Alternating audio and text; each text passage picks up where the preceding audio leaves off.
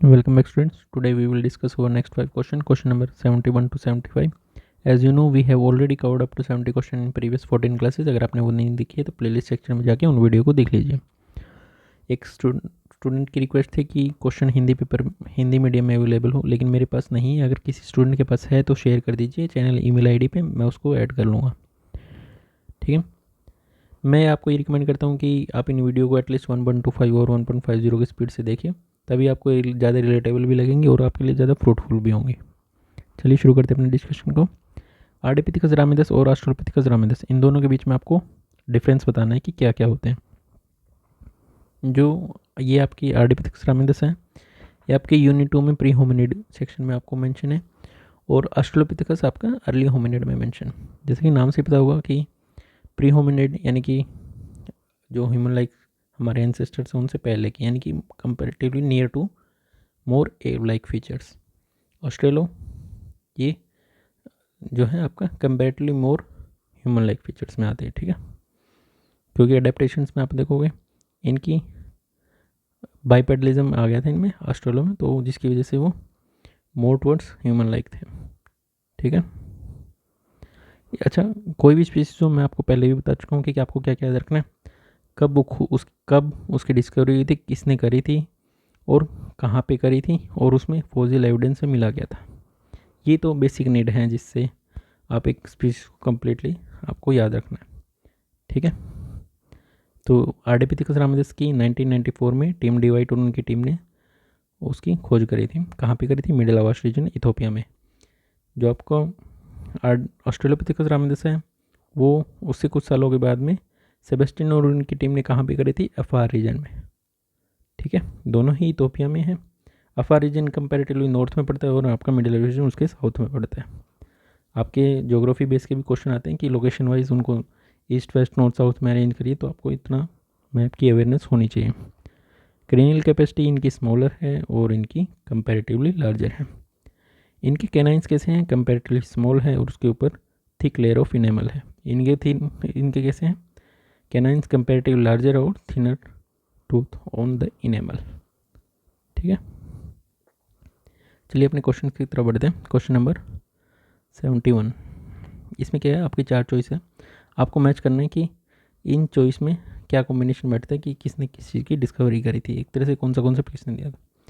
जैसे neutral theory of molecular evolution, invention of PCR यानी कि polymerase chain reaction technique, DNA sequencing method जिसको chain termination method भी बोलते हैं. ठीक है. Termination, inborn error of metabolism, कि जब बच्चा पैदा होता है उसमें मेटाबॉलिज्म में एरर होती है जिसकी वजह से कुछ डिजीज़ आती है. तो ये 4 आपके साइंटिस्ट हैं, किसने वो दिया था. अब जैसे neutral theory of molecular evolution Motoo Kimura, ये आपके सिलेबस में ही मेंशन है, सीधा आंसर आ जाएगा फर्स्ट चॉइस, क्योंकि ए का सेकंड किसी में नहीं है. ठीक है, तो आंसर तक पहुंचना मुश्किल नहीं है, फिर भी हम कंप्लीट इन चारों चॉइस को देखते हैं. Neutral theory of molecular evolution, इससे पहले जैसे कि आपने अपने सिलेबस में देखा लेमार्किज्म, जिसको हम theory of inheritance of acquired characters भी बोलते हैं, न्यू लेमार्किज्म. ठीक है. डार्विनिज्म देखते हैं जिसमें उन्होंने बोला था कि आपकी जो जेनेटिक वेरिएशंस हैं नेचर डिपेंडेंट ज़्यादा हैं, और जो जेनेटिक वेरिएशंस एनवायरनमेंट फ्रेंडली हैं, जो फर्दर अडेप्टेशंस में सपोर्ट करती हैं, वो न्यू जनरेशन में पास ऑन हो जाती हैं, और जो एनवायरनमेंट को सपोर्ट नहीं करती वो वीड आउट हो जाती हैं. ये डार्विनिज्म का कहना था. ठीक है. फिर उनके बाद न्यू डार्विनिज्म का कॉन्सेप्ट आपने देखा होगा. फिर सिंथेटिक थ्योरी भी आपने देखी होगी. उसके बाद आती है आपके सिलेबस में neutral theory of molecular evolution. ठीक है. इनका क्या कहना था ये. अच्छा, ये कब आई थी? एक तो आपको ईयर पता होना चाहिए, 1968 में. ठीक है.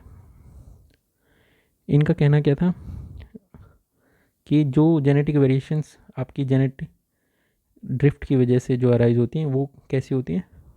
नियर न्यूट्रल इन नेचर, यानी कि उनका न्यू पॉपुलेशन इवोल्यूशन में, न्यू स्पीसीज इवोल्यूशन में ज़्यादा कोई इम्पोर्टेंस नहीं है. ठीक है. एक तो आपको कहना है जेनेटिक ड्रिफ्ट की वजह से जो भी आपकी वेरिएशंस आई थी वो नियर न्यूट्रल है, मतलब कि न्यूट्रल इन नेचर है. ठीक है. लेकिन इन्होंने जो वर्ड यूज़ किया था वो था appreciable fraction of this genetic variations. उन्होंने ऐसा नहीं कहा था कि सारी ही एप्रिशिएबल फ्रैक्शंस, लेकिन वो उन्होंने ये मेंशन नहीं था कि वो कितना फ्रैक्शन है जो नियर न्यूट्रल है, या नियर न्यूट्रल, सॉरी मैं गलत वर्ड यूज़ कर रहा हूँ। जो इनके स्टूडेंट हैं तोमोको ओहता, उन्होंने जो कॉन्सेप्ट दिया था, तोमोको ओहता, उन्होंने नियर न्यूट्रल थ्योरी दी थी, नियर न्यूट्रल। ठीक है, मैं आपको समझाने के लिए बार बार नियर न्यूट्रल वर्ड निकल रहा था, पता नहीं क्यों। जो इन्होंने जो कॉन्सेप्ट दिया था 1973 में, तो उनके स्टूडेंट था ऑब्वियसली। तो इन्होंने क्या था, एप्रिशिएबल फ्रैक्शन कैसा है, न्यूट्रल है। इन्होंने कहा था कि कंप्लीटली न्यूट्रल नहीं है ये, near neutral in the sense कि उसमें कुछ डिलीटेरियस वेरिएशंस भी आती हैं, जो अगर थोड़ी ऐसी म्यूटेशंस आती है तो उनको डिलीट भी कर देती है। उसके बाद फर्दर उनके एक फ्रेंड के साथ मिलकर उन्होंने नियर न्यूट्रल मॉडल भी दिया था, जो आपके सिलेबस में काफ़ी जब डिटेल में पढ़ेंगे तब उसको डिस्कस करेंगे। अभी के लिए क्वेश्चन के हिसाब से इतना इसमें स्कोर बहुत है। ठीक है, invention of PCR technique, PCR यही पॉलीमरेज चेन रिएक्शन। पीसीआर में क्या होता है कि आपका एक छोटा सा डीएनए सीक्वेंस को आप काफ़ी एम्पलीफाई कर सकते हो, जिसकी वजह से आपको क्या क्या, जैसे डीएनए सीक्वेंसिंग कर सकते हो, जीन क्लोनिंग कर सकते हो, फोरेंसिक एनालिसिस कर सकते हो। ये खोज कर इसने किसने करी थी, आपके जो कैरीमुल्स,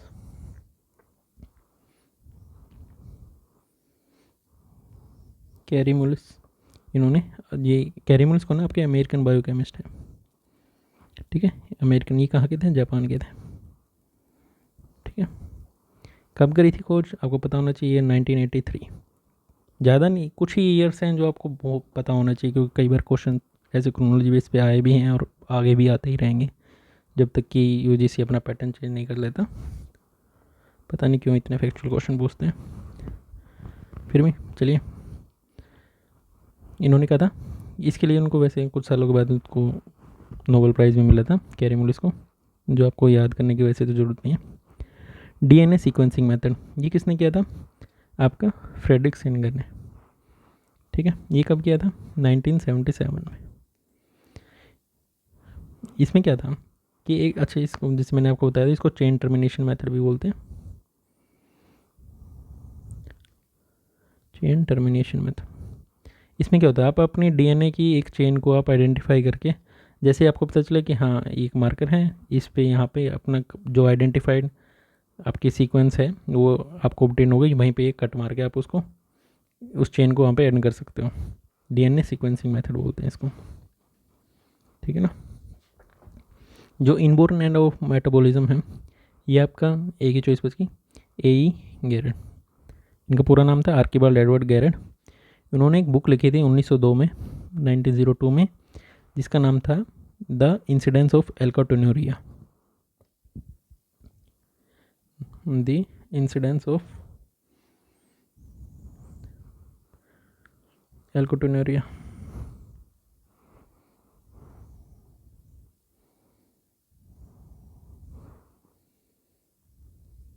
ठीक है, एल्काटोन्यूरिया, स्पेलिंग शायद गलत हो गई है, एक सेकंड चेक कर लेता हूँ। हाँ गलत है, ये है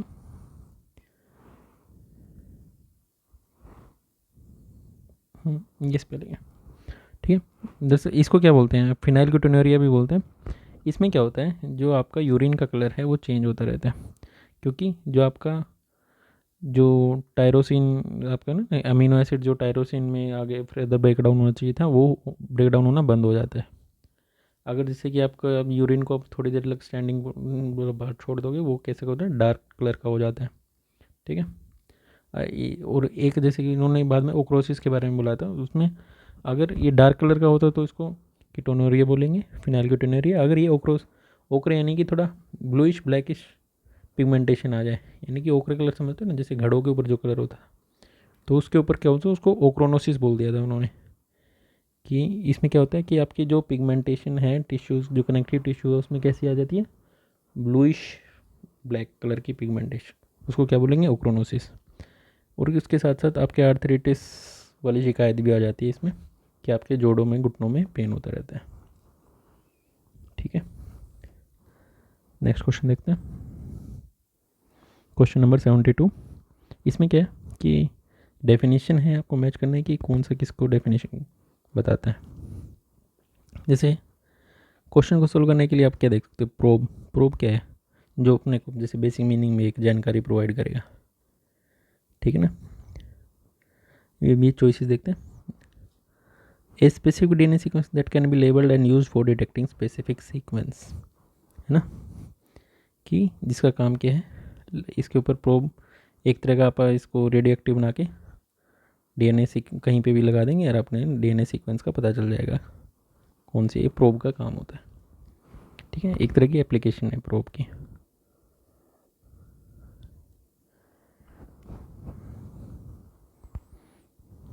आगे है a non functional DNA sequence that shows similarity in a non allelic, इसको क्या बोलेंगे, नॉन फंक्शनल डीएनए सीक्वेंस, इसको क्या बोलेंगे, सूडोजीन, ठीक है।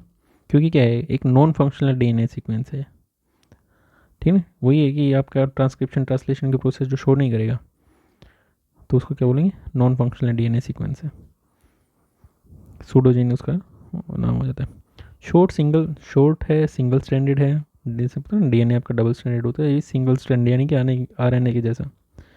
Chemically synthesised DNA molecule of a specific sequence, उसको क्या बोलते हैं, प्राइमर बोलते हैं। प्राइमर जैसे नाम से पता है एक तरह का क्या है, प्राइमर इनिशिएटर है, ठीक है ना, कि इसका काम क्या है कि आपके डीएनए सीक्वेंसेस में एक स्टार्टिंग पॉइंट की तरह ये काम करेगा डीएनए सिंथेसिस में, ठीक है। जनरली इस पर कितने 18 to 25 न्यूक्लियोटाइड्स इसके ऊपर अटैच होते हैं, और ये आपकी लेबोरेटरी में जैसे पीसीआर में, मतलब कि जैसे आपकी पीसीआर की चेन है उसमें एक इनिशिएशन पॉइंट लगाना है, तो उसके लिए एक प्राइमर की ज़रूरत पड़ती है। तो इसमें क्या क्या रिक्वायरमेंट होती है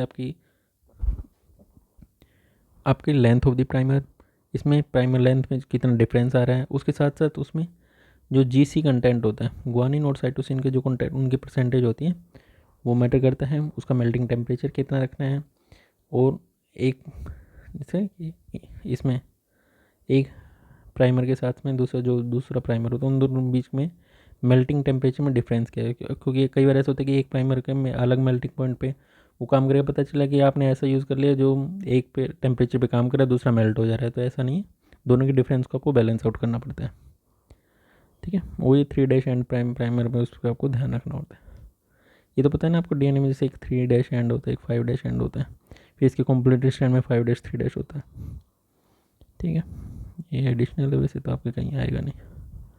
insertion of mitochondrial DNA sequence with in the nuclear genome, इसको क्या बोलते हैं, नंट, ठीक है।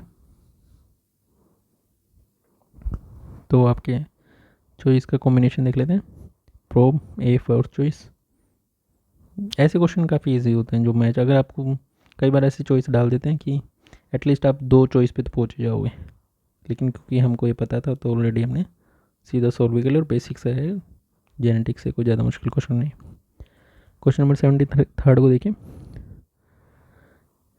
ये लिस्ट बोल रही है आपको, लिस्ट 2 से मिलाना कि कौन सी डिजीज़ किस केस में राइज होती हैं, ठीक है।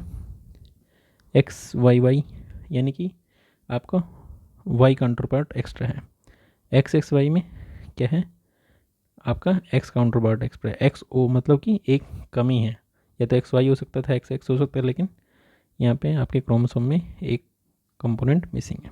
ट्राइसोमी 21 ये ऐसे ही है, लेकिन ये आपका कॉमन नेम लिखा हुआ है, ठीक है। तो आपको मैच करना है कि ये कौन कौन से हैं, क्लिनफंटर, डाउन, जैकब और टर्नर सिंड्रोम, ठीक है। तो आपका है क्लिनफंटर सिंड्रोम, इसमें क्या होता है कि आपके क्रोमोसोम नंबर कितना हो जाए 47, क्रोमोसोम नंबर कितना हो जाए 47 एक्स्ट्रा हो गए हैं, 46 पेयर, 23 पेयर के 46 क्रोमोसोम होते हैं, लेकिन इसमें एक एडिशन क्रोमोसोम है XXY, मतलब कि इसमें क्या होता है कि जो आपका मेल है, मतलब XY होगा तो मेल ही होगा ना, लेकिन उसमें कैसा काउंटर पार्ट ज़्यादा होता है ना, एक एक्स्ट्रा X क्रोमोसोम आ जाता है, जिसकी वजह से क्या होता है कि आपकी जो टेस्टिकल्स की ग्रोथ है उसमें थोड़े से रुकावट आनी शुरू हो जाती है, और जिसकी वही थोड़ा सा फेमाइन नेचर उनमें आ जाता है, एक तरह से मेल जो सेकेंडरी कैरेक्टर्स है उसकी अपीयरेंस कम होनी शुरू हो जाती है, ठीक है। और जो आपका डाउन सिंड्रोम है इसको बोलते हैं ट्राइसोमी 21, ठीक है।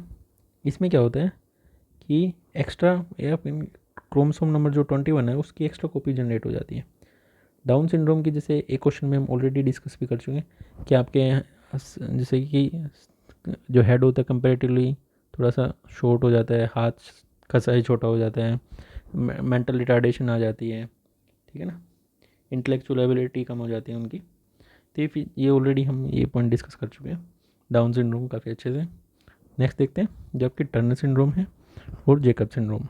जेकब सिंड्रोम में क्या होता है, इसमें भी एक एक्स्ट्रा पेयर आ गया वही, लेकिन इसमें क्या है, जो वाई क्रोमोसोम पे एक एक्स्ट्रा पेयर है, ठीक है। ये कौन सा हो गया, जेकब सिंड्रोम। इसमें क्या होता है कि जो मेल के अंदर है आपका एक्स्ट्रा वाई कंपोनेंट आ जाता है, और ये काफ़ी रेयर है, जनरली 1/1000 मेल्स वाली रेशो है जिसमें ये मिलता है। और जो टर्नर सिंड्रोम है इसमें क्या है, एक क्रोमोसोम पेयर ही मिसिंग है, ठीक है। अब क्योंकि सिर्फ ये फीमेल्स में ही होता है, इसमें वाई कंपोनेंट तो है नहीं, तो ये सिर्फ फीमेल्स को ही इफ़ेक्ट करता है, या तो पार्शियली मिसिंग होता है ये क्रोमोसोम या फिर कम्प्लीटली मिसिंग होता है। जिसकी वजह से क्या क्या इफेक्ट आ सकते हैं, आपकी हाइट छोटी रह जाती है, आपके जैसे बोलते हैं ना कि एग डेवलपमेंट, ओवरीज में उनकी कंप्लीट डेवलपमेंट नहीं हो पाती, और आपको काफ़ी दिल की बीमारियाँ भी काफ़ी होती हैं। ये किस में आता है, आपका टर्नर सिंड्रोम में, ठीक है। फिर से देख लीजिए, आपका जो जेकब सिंड्रोम है उसमें क्या है, एक्स्ट्रा वाई कंपोनेंट है, और जो आपका एक्सेस वाई कंपोनेंट किस में आता है, आपका क्लीनफिल्टर सिंड्रोम में। डाउन सिंड्रोम में क्या होता है, ट्राइसोमी 21, और टर्नर सिंड्रोम में क्या होता है, आपका जो क्रोमोसोम नंबर में उसमें क्या है, एक कमी आ जाती है, ठीक है, क्योंकि ये किस में होता है, सिर्फ फीमेल में, ये आपको ध्यान रखना है, ठीक है। तो कॉम्बिनेशन आप यहाँ से देखोगे तो सी चॉइस पड़ती है। नेक्स्ट डिस्कशन पे चलते हैं, क्वेश्चन नंबर 74 पे। आपको ये बताना है कि कौन सा मटेरियल कहाँ से मिलता है। जो क्वार्टजाइट है ये कहाँ से मिला है, डोलराइट है वो कहाँ से मिला है, फोसिल वुड, मिनरलाइज वुड। ऐसे क्वेश्चन है, अगर आपको पता होता है तो आप इजीली सॉल्व कर सकते हो, वरना नहीं होते तो ये तुक्का लग गया तो ठीक है, वरना गलत ही होते हैं ज़्यादातर क्वेश्चन। कुछ ऐसे पॉइंट्स हैं जैसे कि क्वार्टजाइट काफ़ी फेमस है, आपको पता होना चाहिए कि अतिरपक्कम से मिलता है, ठीक है। अतिरपक्कम कहाँ पे आपका, चेन्नई में, तमिलनाडु, चेन्नई, ठीक है। गोलबाई शासन ये कहाँ पे, आपका उड़ीसा का एक विलेज है, गोलबाई शासन, ठीक है। इससे कहाँ मिलते हैं, मिनरलाइज बोन्स के एविडेंस मिले आपको, रॉ मटेरियल में मिनरलाइज बोन्स, ठीक है। क्वार्टजाइट का अतिरपक्कम। जो अगरतला है वो कहाँ पे, त्रिपुरा की कैपिटल है, त्रिपुरा स्टेट है ना, वहाँ की कैपिटल है। ये काफ़ी न्यूज़ में है आजकल, बंगाल में काफ़ी रेफ्यूजीज आ रहे हैं वहाँ पे। एक वहाँ पे पुल डैम था जो बांग्लादेशीज बोल रहे थे ना कि डैम की वजह से फ्लड आ गई है, लेकिन ऐसा नहीं था। तो ये प्लेसेस या स्टेट जो अगर न्यूज़ में हो तो आपको फिर भी जनरल अवेयरनेस होनी चाहिए। सेलबाग, सेलबाग ये कहाँ पे, ये आपका पड़ता है मेघालय में, ठीक है, मेघालय।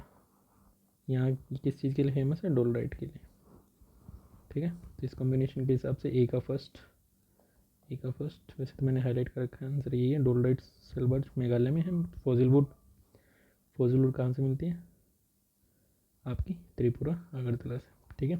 मिनरलाइज बोन्स कहाँ से मिले, गोलबाई शासन जो आपका उड़ीसा में विलेज है वहाँ से।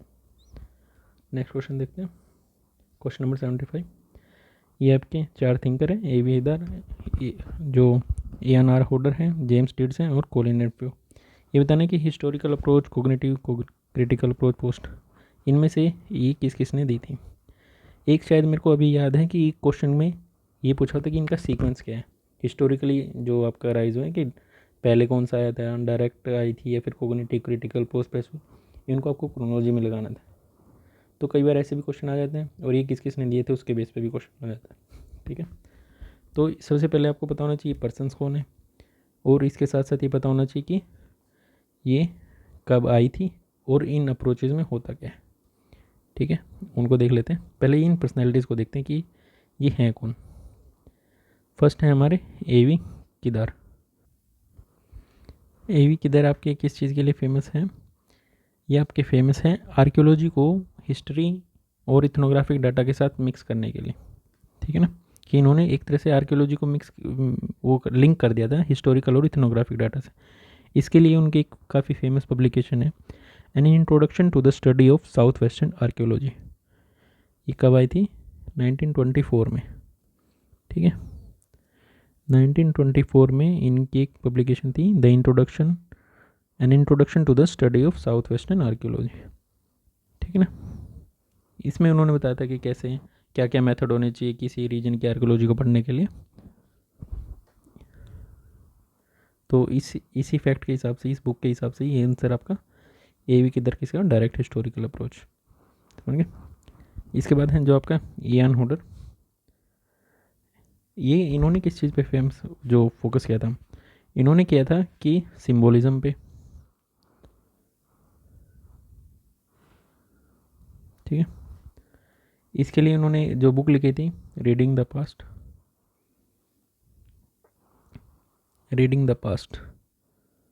ये कब लिखी थी? 1986 में, ठीक है। और दूसरी बुक जो लिखी थी डोमेस्टिकेशन ऑफ यूरोप, ये 1990 में आई थी। जो रीडिंग द पास्ट है इसमें वो डिस्कस करते हैं कि इंटरप्रेटिव मेथड्स इन आर्कियोलॉजी, कि कैसे आप इंटरप्रेट करोगे आर्कियोलॉजी को, क्या क्या मेथडोलॉजी रहेगी। और डोमेस्टिकेशन ऑफ यूरोप है, इसमें क्या आप एग्जामिन करते हो? Social and symbolic changes during the Neolithic period, ठीक है। जो इनकी सेकंड बुक थी 1990 में, डोमेस्टिकेशन ऑफ यूरोप,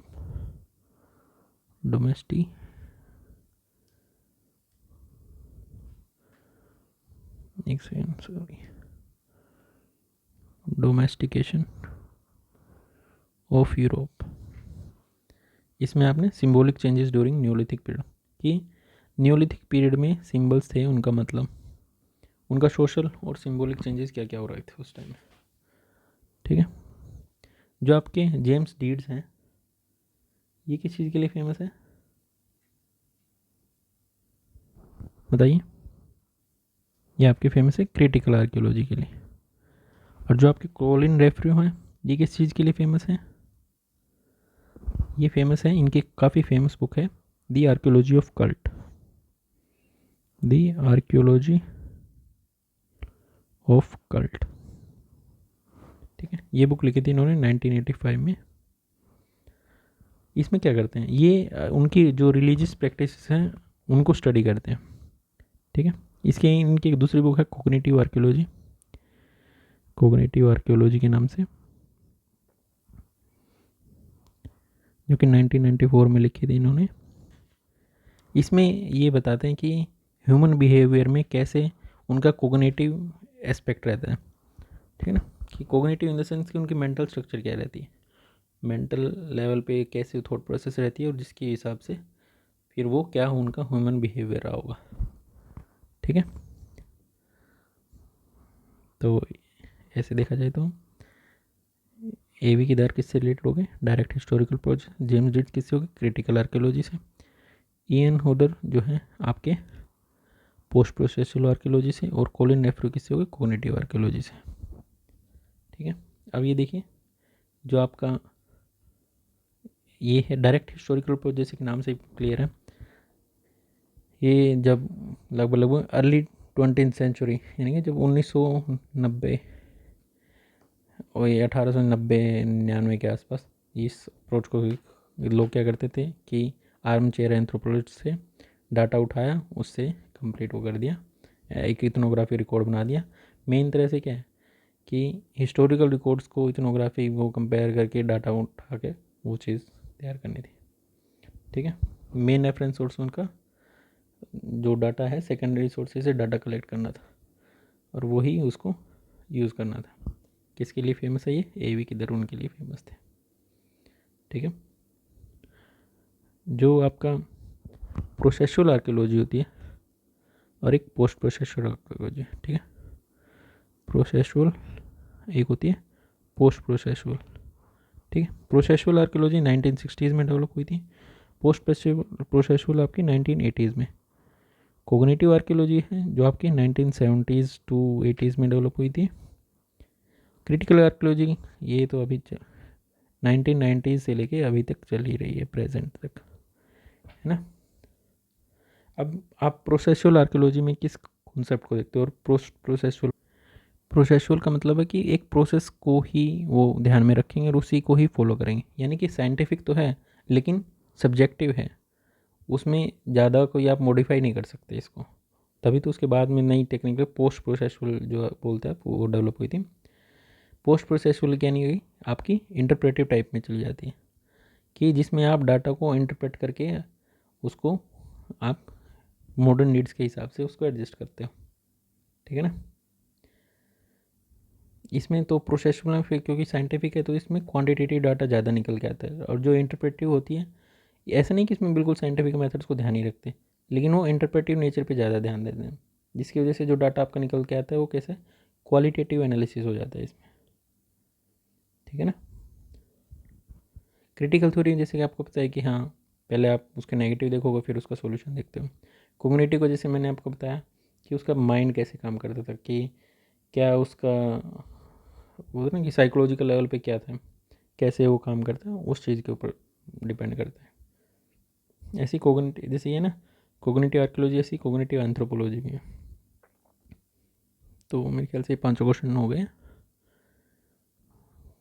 इनमें से जैसे आपको क्या चीज़ ध्यान रखनी थी, एक बार रिपीटेशन में देखें कि आर्डिपिथिकस रामिदस और ऑस्ट्रेलोपिथिकस रामिदस में क्या क्या डिफरेंस है, किसने खोज करी थी, कहाँ खोज करी थी, उस रीजन का ज्योग्राफिकल लोकेशन क्या है और कब खोज करी थी, ये आपको ध्यान रखना है। फॉसिल एविडेंस में जैसे कि आपको मिला, आपने देखा कि टूथ का साइज में डिफरेंस है, ठीक है, और उसके ऊपर एनिमल का डिफरेंस देखा था। जो 71 क्वेश्चन में आपने थ्योरीज़ के बारे में देखा, न्यूट्रल थ्योरी किसने दी थी, मोटो किमोरा ने दी थी 68 में। फिर इन्वेंशन ऑफ पीसीआर टेक्निक देखी थी, डीएनए सीक्वेंसिंग मेथड जिसको हम चेन टर्मिनेशन मेथड भी बोलते हैं, इन बोरो मेटाबॉलिज्म जिसमें बेसिकली हमने फिनाइलकेटोनुरिया के बारे में देखा था, ठीक है। उसमें एक ओक्रोसिस करके भी देखा था जिसमें आपका स्किन का जो कनेक्टिव टिश्यू होता है उसमें पिगमेंटेशन चेंज हो जाती है, कैसी हो जाती है, थोड़ी सी ब्राउनिश ब्लूइश सी हो जाती है। फिर 72 में हमने देखा था कि ये आपके जेनेटिक्स की बेसिक डेफिनेशन है, कोई ज़्यादा मुश्किल। प्रोब क्या होता है, जिसमें आप रेडियोएक्टिवली लेबल लगा सकते हो और आपको बताता है कि हाँ आपका डिज़ायरेबल जो सीक्वेंस है वो कहाँ पे डिटेक्ट करने के काम आता है।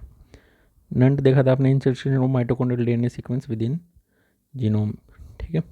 नॉन फंक्शनल डीएनए को हम सूडोजीन बोलते हैं, और शॉर्ट सिंगल स्टैंडर्ड जो केमिकली सिंथेसाइज डीएनए मॉलिक्यूल है उसको क्या बोलते हैं, प्राइमर बोलते हैं, जो कि आपके इनिशिएटर के काम करते हैं। डिजीज़ में हमने देखा था कि हाँ, डाउन सिंड्रोम, ट्राइसोमिया 21 ये हमने ऑलरेडी देख लिया था। जैकब सिंड्रोम हमने देखा था, क्लिनफेल्टर सिंड्रोम देखा था। टर्नर सिंड्रोम वही आपका एक क्रोमोसोम ही मिसिंग होता है, ठीक है, ये चीज़ हमने देखी थी। फिर 74 क्वेश्चन में हमने देखा था कि ये मटेरियल कहाँ कहाँ मिलता है। तिरुपक्कम क्वार्ट्जाइट आपका तमिलनाडु में पड़ता है। ये ग्लोबल सेशन देखा था कहाँ पे पड़ता है, त्रिपुरा अगरतला कहाँ पड़ता है। गोलबाई सेशन आपका उड़ीसा में था, और जो सेलबर्गर है ये कहाँ पर था, मेघालय में था। गोलबाई सेशन मिनरलाइज बोन के लिए फेमस था, क्वार्ट्जाइट के लिए ये आपका तिरुपक्कम फेमस था, सेलबर्ग किसके लिए, डोलराइट के लिए, फोजिल वुड के लिए त्रिपुरा अगरतला। क्योंकि वैसे भी आप ये चॉइस देख सकते हो, फोजिल वुड कैसे होती हैं, जहाँ पे रेन फॉरेस्ट होते हैं, ठीक है ना, और उसमें ह्यूमस कंटेंट का ज़्यादा होना चाहिए। तो ऑब्वियसली कोई ऐसा स्टेट होगा नॉर्थ ईस्ट में, अब त्रिपुरा अगरतला फेवरेबल चॉइस लग रही है, जिसको अगर ये कुछ भी नहीं पता हो कि कौन सी चॉइस कहाँ आएगी तो सी के थर्ड पे जा सकते हो, तो ए और बी चॉइस पे तो आप पहुँच ही सकते हो, ठीक है। वैसे मिनरलाइज बोन ये गोलबाई सेशन आपके जब आप साइट पढ़ते हो तो तिरुपक्कम और गोलबाई सेशन उसको देखोगे तो आपके सिलेबस में एक बार कहीं ना कहीं तो आपके आगे आएगा। फिर हमने ये देखा था कि कौन से आर्कियोलॉजिस्ट ने कौन सी अप्रोच को यूज़ किया है। एवी के दर ये अर्ली 20th सेंचुरी में थे, तो इन्होंने कैसी थी, डायरेक्ट हिस्टोरिकल अप्रोच यूज़ करी थी। जो हुडर हैं इन्होंने कौन सी अप्रोच यूज़ करी थी, इन्होंने पोस्ट प्रोसेसुअल आर्कियोलॉजी को यूज़ किया था। जेम्स डीड्स हैं इन्होंने क्रिटिकल आर्कियोलॉजी के लिए। कोलिन रेनफ्रू इन्होंने कौन से, कोग्निटिव आर्कियोलॉजी, ठीक है। आज के डिस्कशन में इतना ही, बाकी आगे की वीडियोज़ में नेक्स्ट क्वेश्चन को डिस्कस करेंगे। वीडियो को देखने के लिए बहुत बहुत धन्यवाद।